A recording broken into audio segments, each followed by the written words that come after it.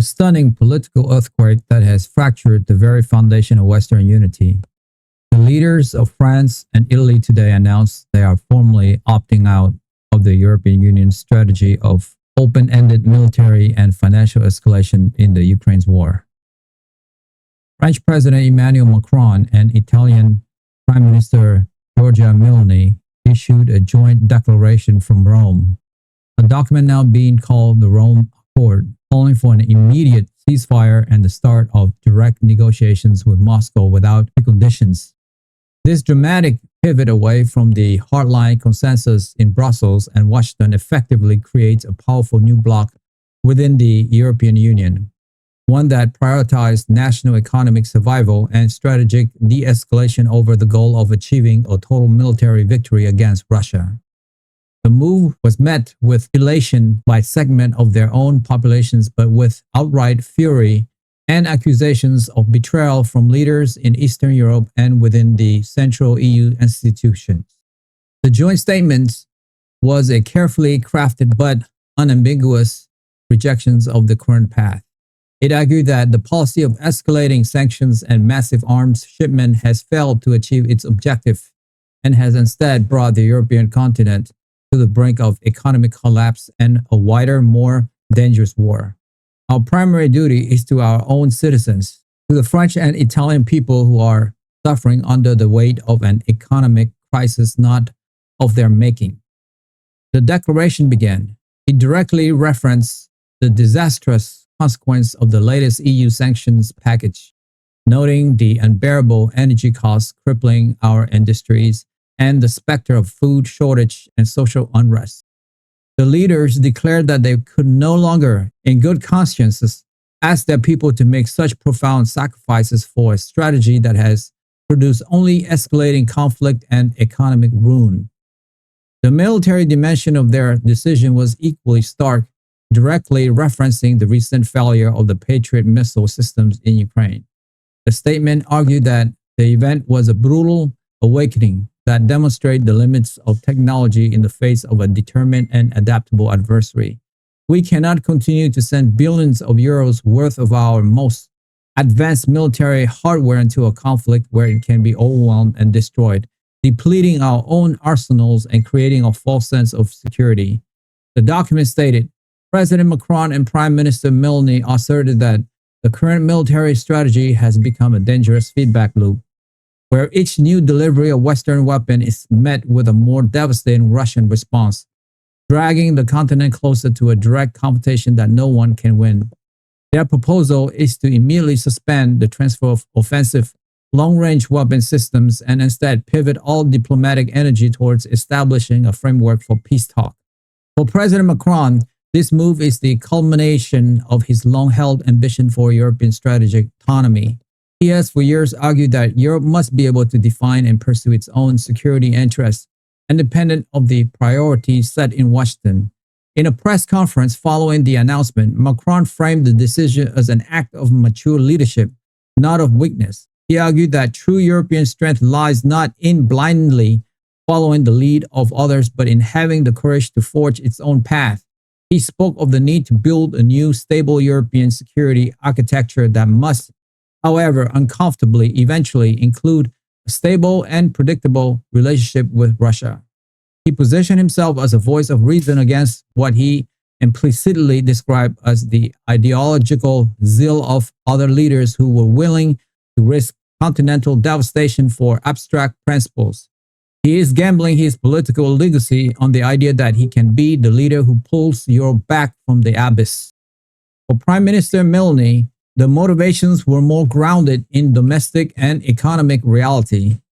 Italy's economy, with its high public debt and its reliance on small and medium-sized manufacturing businesses, has been hit particularly hard by the sanctions and the energy crisis.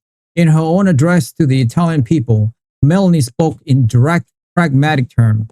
She presented charts showing the decline in industrial output and the sharp rise in unemployment in key manufacturing regions in northern Italy. She spoke of families choosing between heating their homes and putting food on the table.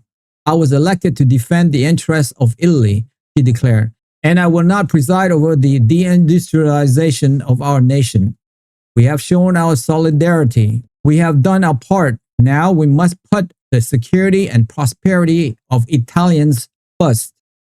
Her decision is a powerful assertion of national sovereignty over the collective policies of the European Union, a move that resonates deeply with her political base and with millions of ordinary Italians who feel left behind by the decision made in Brussels.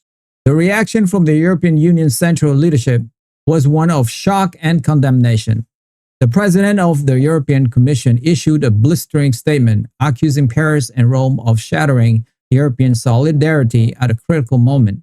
The statement warned that such a unilateral move undermines the credibility of the entire bloc and gives a major diplomatic victory to the Kremlin. Behind the scenes, officials in Brussels were reportedly scrambling, fearing that the Franco-Italian axis could unravel the entire sanctions regime. If two of the EU's largest founding members refuse to participate, it becomes nearly impossible to enforce the policy or to agree on any future measures. The most visceral anger came from NATO's eastern flank. The leaders of Poland and the Baltic states viewed the announcement as a historic betrayal. An Estonian government official speaking on conditions of anonymity said Macron and Meloni are negotiating our security away from the comfort of their palace in Western Europe. This is a repeat of the worst moment of the 20th century, when great powers decide the fate of small nations over their heads. They see the call for a ceasefire as a move that would freeze the conflict on terms favorable to Russia, rewarding aggression and leaving Ukraine permanently partitioned. They fear that this is the first step toward a broader accommodation with Moscow that would leave them dangerously exposed. They are now desperately looking to Washington and London for reassurance that they will not be abandoned. Germany is caught in an extraordinarily difficult position. As Europe's largest economy, it is also suffering immensely from the economy fallout. But its political establishment has been one of the staunchest supporters of the hardline policy against Russia. The Franco-Italian declaration has created a massive political crisis for the German chancellor. Industrial leaders are now publicly demanding that Germany follow the lead of France and Italy to save its own manufacturing base, while security hawks within his own government are insisting that Germany must hold the line and condemn the move.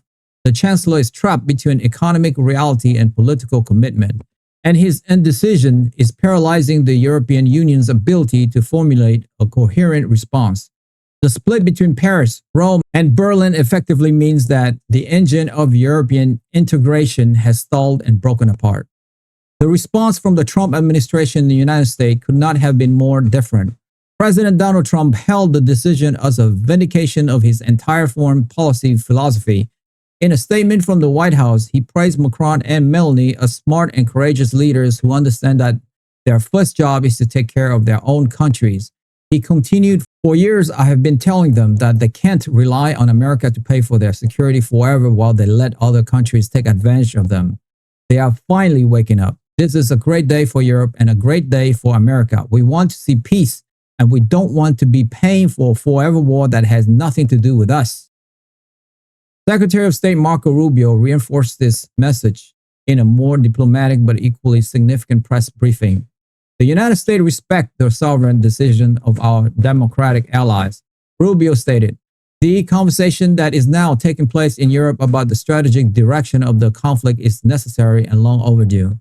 Every nation must weigh the costs and benefits of its policies based on its own national interests. This statement represents a monumental shift in American policy.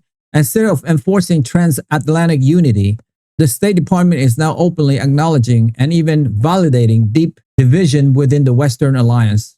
It signals that the United States will not intervene to pressure France and Italy back into line, effectively giving them a green light to pursue their new diplomatic path. Secretary of Defense Peter Heck said focus on the military implication from an American perspective. He noted that the decision by France and Italy would force a realistic reassessment of the burden sharing within NATO. He suggested that if major European powers were unwilling to continue arming Ukraine, it raised serious questions about the sustainability of the entire effort. He used the opportunity to reiterate the administration's focus on rebuilding America's own military readiness. Our primary responsibility, Hegseth said, is to the defense of the United States and the readiness of our own armed force. We cannot continue to deplete our own stockpile of critical munitions for a conflict with no clear American strategic objective. The message from the Pentagon was clear. Europe's security is primarily Europe's responsibility, and the United States is recalibrating its commitments accordingly. The combined statements from the White House, State Department, and Pentagon amount to a fundamental reordering of the transatlantic relationship, with America stepping back from its role as the ultimate guarantor of a unified Western strategy. The Western front against Russia is no longer just cracked, it has been broken wide open. Many of my listeners, like 70%, haven't subscribed to my YouTube channel, and so many of you don't even know that you haven't subscribed, and that is actually what makes the show going. It's almost like you're making a donation to the show. So that's why I ask again and again, because it enables us to grow and grow and grow. And we're going for the long haul here. And listen, if this is your first time listening to Socaine Rich, you don't have to subscribe. You guys, your first ones on me. But if you have watched this show before, it's like you are a freeloader now. So all I would ask you is, if you have seen this show before and you like it, help me, help my team here. Hit that subscribe and like button now, and we will continue to build this show for you. That I swear. Thank you to all of you guys who have subscribed. It means a lot to me. Thank you so much. That's all for me for today. I will see you soon. Bye for now.